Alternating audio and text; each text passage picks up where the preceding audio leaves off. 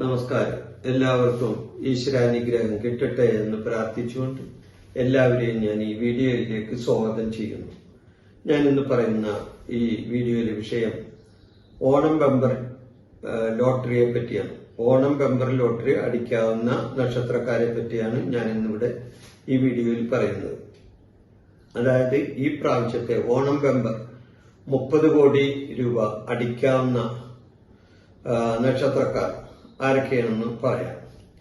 അതില് 9 നക്ഷത്രക്കാർക്കാണ് ഏറ്റവും കൂടുതൽ ഫലം കാണുന്നത്.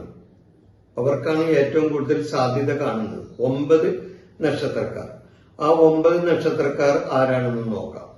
അതുകൂടാതെ വേറെ ചില നക്ഷത്രക്കാരുണ്ട്, അവരുടെ കാര്യവും പറയുന്നുണ്ട്.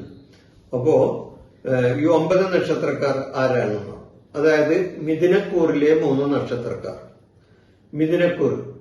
മിഥുനക്കൂറിലെ 3 നക്ഷത്രക്കാർ മകീരം, അര, തിരുവാതിര, പുണർദം, മുക്കാലി.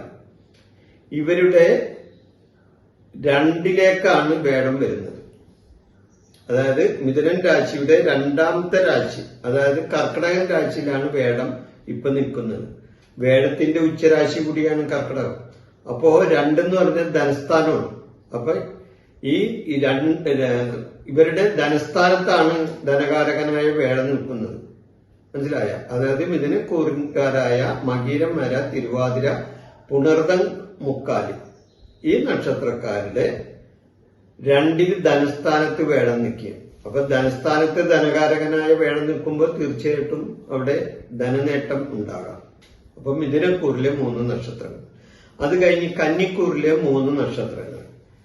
ആ കന്നിക്കൂറിലെ 3 നക്ഷത്രക്കാരെ ഏതൊക്കെയാണ്? ഉത്രമുക്കാല്, അത്തം, ചിത്തിര, അര.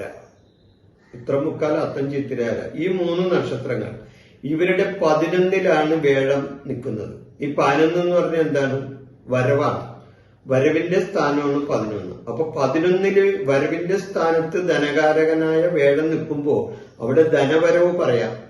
അപ്പൊ അവർക്ക് ലോട്ടറി അടിക്കാവുന്ന സമയമാണ്.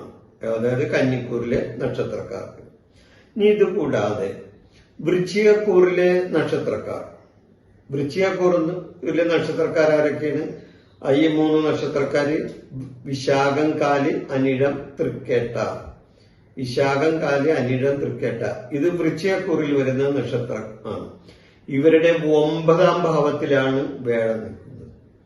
അതായത് ഇപ്പൊ കർക്കിടകൻ രാശിയിൽ നിൽക്കുന്ന വേടം ഇവരുടെ 9ലാണ് നിൽക്കുന്നത്.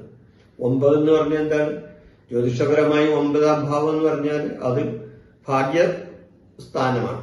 9 ഭാഗ്യത്തിന്റെ സ്ഥാനമാണ്. അപ്പൊ ഇവരെ സംബന്ധിച്ച് ഈ വൃശ്ചികക്കൂറിലെ ഈ 3 നക്ഷത്രക്കാരെ സംബന്ധിച്ച് ഇവർക്ക് ലോട്ടറി അടിക്കാം, ലോട്ടറി ഭാഗ്യം കിട്ടാവുന്ന ഒരു സമയമാണ്.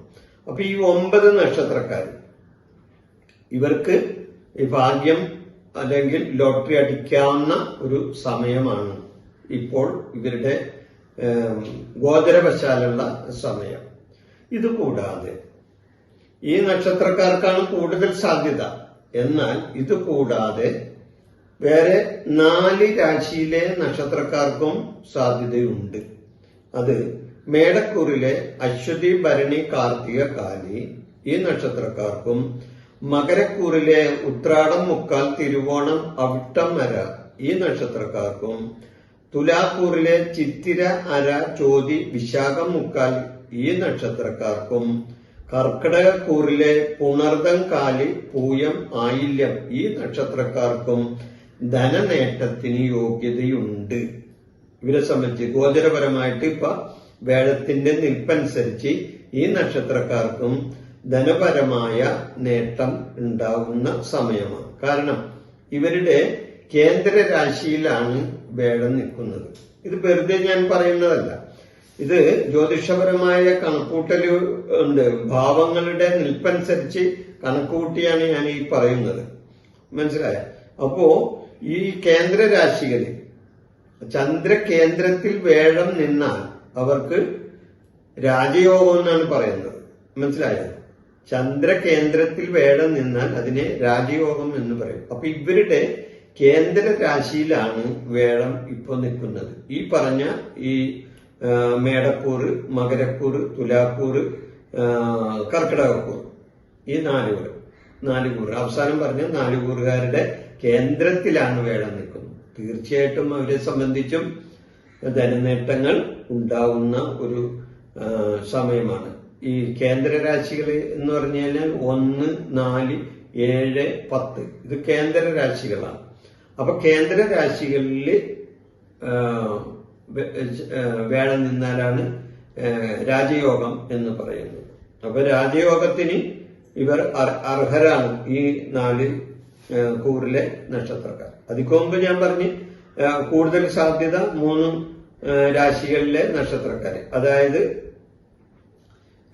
പറഞ്ഞല്ലോ ഞാൻ മിഥുനക്കൂറില, കന്നിക്കൂറില, അതുകൂടാതെ വൃശ്ചികക്കൂറില, ഇവർക്കാണ് ഏറ്റവും കൂടുതൽ സാധ്യത. കാരണം ഞാൻ അതനുസരിച്ചുള്ള ഭാവങ്ങൾ പറഞ്ഞു, ആ ഭാവങ്ങൾ അനുസരിച്ച് ഇവർക്കാണ് കൂടുതൽ സാധ്യത കാണുന്നത്. അപ്പൊ ഈ വിഷയം ഞാൻ ഇവിടെ അവസാനിപ്പിക്കുന്നതിന് നിങ്ങൾക്ക് ഈ വീഡിയോനെ പറ്റിയുള്ള ഈ ലോട്ടറി വീഡിയോനെ പറ്റിയുള്ള അഭിപ്രായങ്ങൾ കമന്റായി രേഖപ്പെടുത്താവുന്നതാണ്. ഈ വീഡിയോ ഞാൻ അവസാനിപ്പിക്കുന്നു. നിങ്ങൾക്ക് നന്ദി, നമസ്കാരം. എൻ്റെ ഈ ജ്യോതിഷ പ്രോഗ്രാം നിങ്ങൾക്ക് ഇഷ്ടപ്പെട്ടാൽ ഇത് സബ്സ്ക്രൈബ് ചെയ്യാനും ലൈക്ക് ചെയ്യാനും ബെൽ ബട്ടൺ അമർത്താനും മറക്കരുത്.